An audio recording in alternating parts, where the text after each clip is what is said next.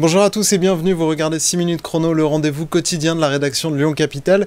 Et aujourd'hui on va parler culture avec Courtney Guerrati, bonjour. Bonjour. Alors vous êtes directrice du Théâtre de la Croix-Rousse, c'est votre première vraie saison en tant que directrice puisque vous êtes arrivée en janvier 2021 dans une programmation qui avait été lancée par votre prédécesseur. Là vous avez eu la main sur cette saison culturelle. Qu'est-ce que vous avez voulu mettre à l'honneur dans cette programmation? Qu'est-ce qu'on va retrouver de particulièrement vous, j'ai envie de dire?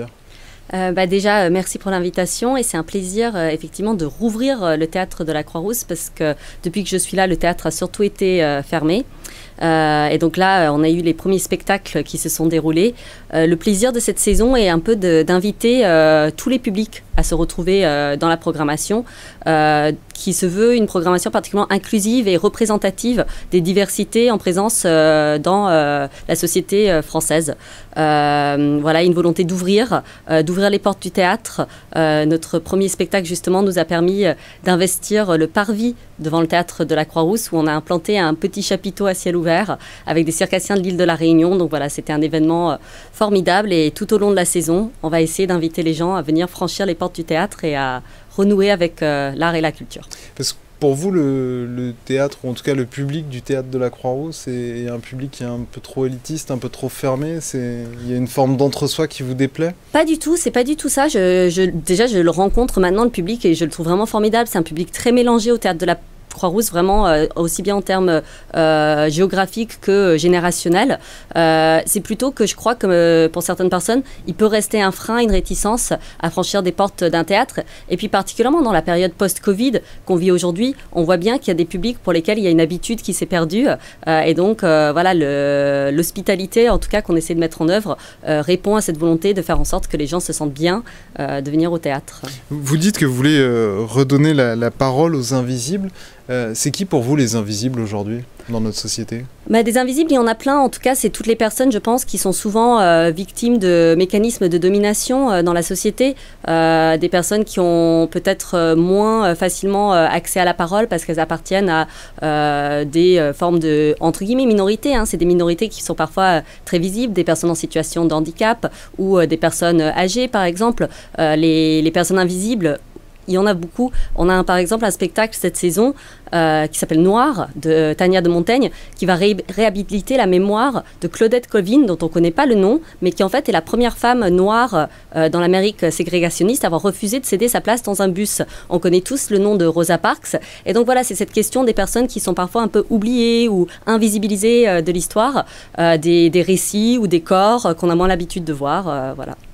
Vous mettez aussi à l'honneur les femmes, il y a des spectacles 100% féminins.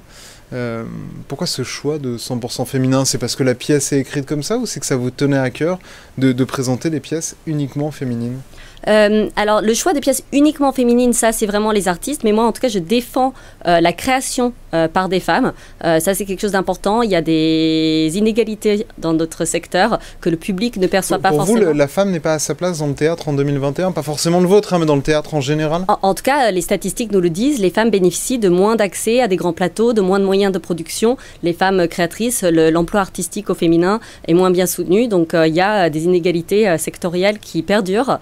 Et effectivement, quand maintenant il y a des études qui sont faites tous les ans, et dans ces études, on se rend compte que la plupart des théâtres ont malheureusement des programmations qui ne sont pas paritaires. Et donc nous, il y a vraiment un enjeu volontaire de ma part d'affirmer cette programmation comme paritaire et comme accompagnant des femmes. Et qu'est-ce que ces pièces féminines, 100% féminines, elles apportent de plus? Quelles sont leurs spécificités?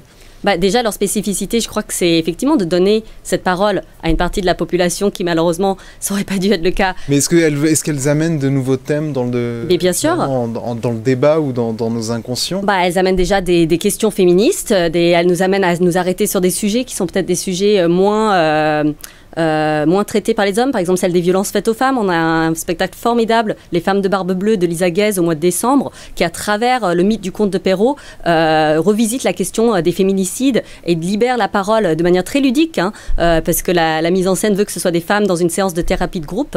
En tout cas, je crois que pour répondre à votre question, ce que célèbrent ces pièces dans l'ensemble, c'est la force de la sororité. Et c'est vraiment ce que je crois les femmes découvrent dans cette ère post-MeToo, c'est que les femmes qui qui se regroupent ensemble peuvent faire une force positive dans la société. Et nous, c'est sûr que c'est quelque chose qui est assez présent dans ces spectacles au féminin. Pour finir, en novembre, il y aura un spectacle lyonnais au Théâtre de la Croix-Rousse qui s'appelle Pardieu. Derrière ce titre qui peut faire penser à la gare, il y a aussi un destin un peu plus sombre. C'est un spectacle sur l'immigration, sur un jeune migrant non accompagné. Qu'est-ce qui vous a plu dans ce spectacle? Pourquoi vous avez voulu le mettre à l'affiche du Théâtre de la Croix-Rousse? Oui, ce spectacle, c'est vraiment une rencontre que j'ai faite depuis que je suis arrivée à Lyon avec aussi bien l'autrice Julie Rossello-Rocher qui a écrit cette histoire à partir d'une rencontre réelle qu'elle a faite avec un jeune mineur isolé d'origine congolaise, Théodore, et la metteur en scène, Julie Guichard.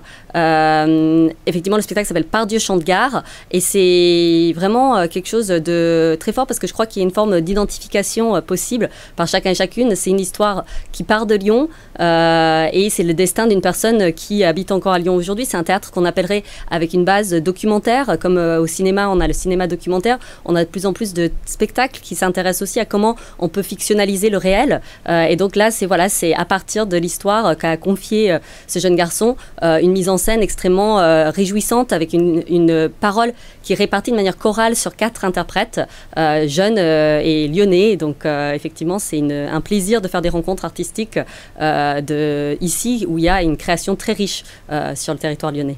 Merci beaucoup Courtney Guerrati. Ce spectacle sera à l'affiche fin novembre au Théâtre de la Croix-Rousse.